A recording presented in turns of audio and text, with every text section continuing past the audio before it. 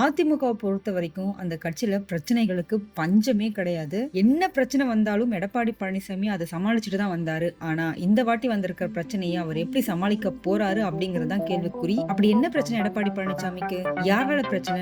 அத பத்தி தான் இந்த வீடியோல பார்க்க போறோம். தமிழ்நாட்டின் முன்னாள் முதலமைச்சரும் அதிமுக பொதுச் செயலாளருமா இருந்த ஜெயலலிதா அம்மையாரோட மறைவுக்கு பிறகு அதிமுகவுல பல்வேறு பிரச்சனை, குறிப்பா இந்த உள்கட்சி பிரச்சனை மட்டும் ஓயவே மாட்டேங்குது. ஒரு பக்கம் தேர்தலில் தோல்வி மேல தோல்வி, இன்னொரு பக்கம் இந்த உள்கட்சி பிரச்சனைகள். ஏதாவது ஒரு பிரச்சனைக்கு தீர்வு கண்டிருந்தா முழு கவனத்தோட அரசியல கவனம் செலுத்தணும்.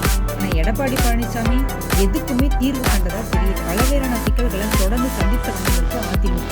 இரும்பு கோட்டைன்னு ஜெயலலிதா அம்மையாரால் அழைக்கப்பட்ட அதிமுக கட்சி இப்போ பல அணிகளா சின்ன சின்ன பிள்ளைகளா சிதறந்து கிடக்கு. ஜெயலலிதா அம்மையாரோட மறைவுக்கு பிறகு சசிகலா, டிடிவி தினகரன், ஓ பன்னீர்செல்வம் இவங்க எல்லாரையும் கட்சியில இருந்து நீக்கிட்டாரு.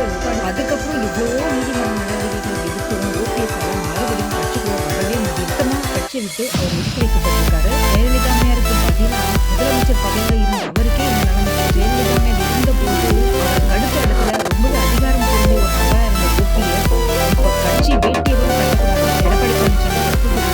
ஆனா ஓபிஎஸ் அதிமுக தொண்டர் உரிமை நீக்க ஆதரவாளர்கள் அடிக்கடி அதே நேரத்தில் அதிமுக எடப்பாடி பழனிசாமி ஏகப்பட்ட பின்னடைவு சட்டமன்ற தேர்தல்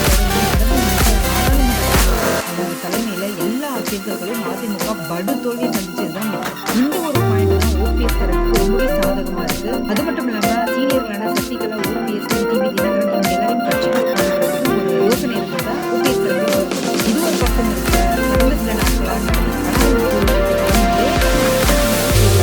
உட்கட்சி போட்டிகள் அதிமுக கட்சி நிர்வாகிகள் கூடவே கைகளுக்கு மோதல், கட்சி எந்த நிலைமைக்கு போயிட்டு இருக்கிறது கலாய்ப்பு இப்படி 4 நாள் அதிமுக பல்வேறு பரபரப்பான நிகழ்வுகள் நடந்துகிட்டு இருக்கு. இந்த சூழ்நிலையில நீதிமன்றம்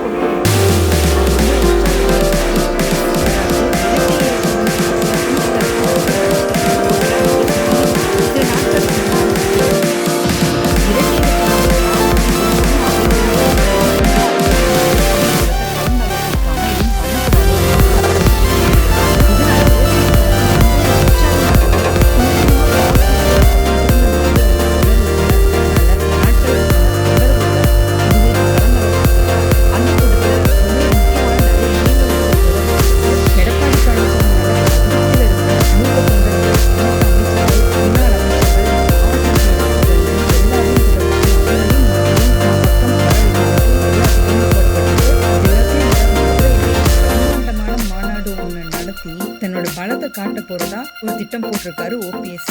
தென் மாவட்டங்கள் நடக்கிறதால நிச்சயம் தன்னோட ஆதரவாளர்கள் ரொம்ப அதிகமா இந்த மாநாட்டுக்கு வருவாங்க அப்படின்னு ஓபிஎஸ் பலமா நம்புறாரு. குறிப்பா தேனி, மதுரை, திண்டுக்கல், சிவகங்கை, ராமநாதபுரம் உள்ளிட்ட